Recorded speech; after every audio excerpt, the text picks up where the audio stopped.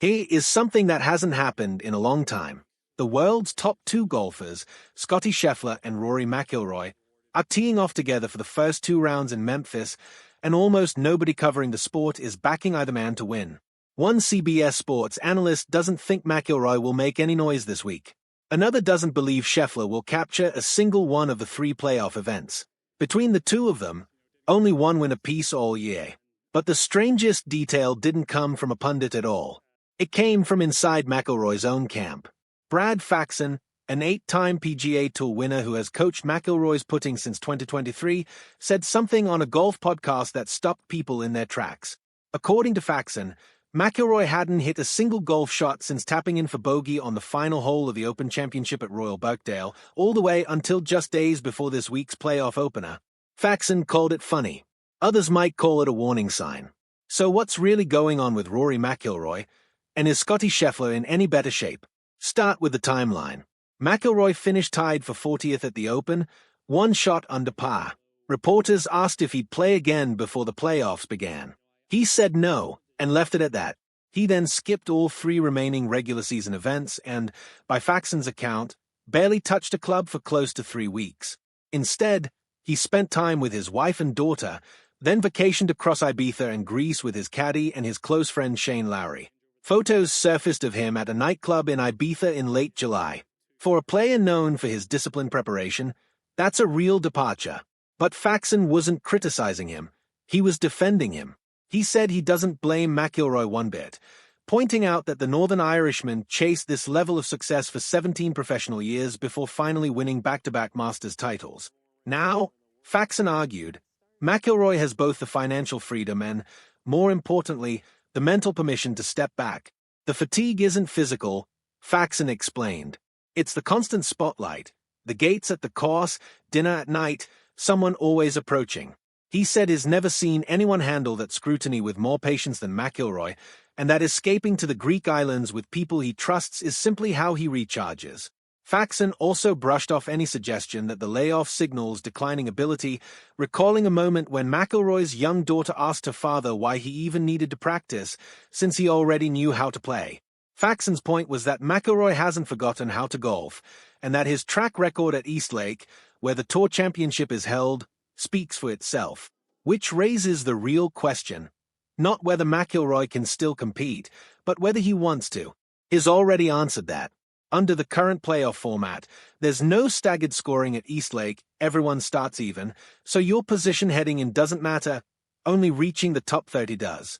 McIlroy has openly said the PGA Tour's shifting structure makes the opening two events feel pointless to him now, since simply cracking the top 30 is enough to have a shot at the FedEx Cup. He admitted this shift happened gradually, that his enthusiasm for the playoffs just ebbs and flows year to year, and that right now other things are simply higher on his list. Those other things come right after the playoffs. He's committed to defending his home title at the Irish Open, then playing the European Tour's flagship event at Wentworth, with talk of returning to India, the Middle East, and Australia after that. And when he talks about that stretch, his tone completely changes. He sounds genuinely excited, not obligated.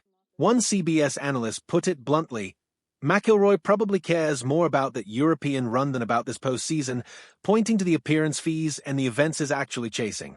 This isn't new, either. Last year, McIlroy skipped the FedEx St. Jude Championship entirely since his spot in the standings was already safe. A player director on the Tour's policy board admitted at the time he was very concerned, hinting that changes were already being discussed behind the scenes. This year McIlroy did show up, but arriving without swinging a club in 3 weeks arguably sends the same message skipping the event did last year. And there's a bigger cloud hanging over Memphis itself. The PGA Tour has confirmed this tournament won't be part of its new championship series starting in 2028, with talks ongoing about downgrading it entirely. Now look at the results. McIlroy's only win this year came at the Masters in April, where he became just the 4th golfer ever to defend the green jacket, claiming his 6th major. Since then, his major finishes have quietly slipped, 7th, then tied 32nd, then tied 40th, and he hasn't cracked a top 5 anywhere since Augusta. He's still 2nd in the world rankings, but he enters this postseason 12th in the FedEx Cup standings, his lowest playoff starting position since 2021. So where does that leave Scottie Scheffler? Despite entering as the runaway favorite, one analyst doesn't think he'll win any of the 3 playoff events either, describing him as looking less like a player hungry for another trophy and more like someone simply waiting out the year. The counterpoint is hard to ignore: 17 starts, 1 win, 5 runner-up finishes, 11 top 5s, and the tour lead in total strokes gained. The betting markets clearly favor him over McIlroy heading into Sunday. The golf course itself won't make this easy. TPC Southwind is a tight, water-guarded par 70 with small greens that rewards precision over power, exactly Scheffler's game.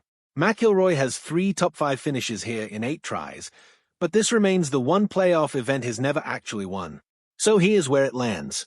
This isn't a story about McIlroy losing his ability.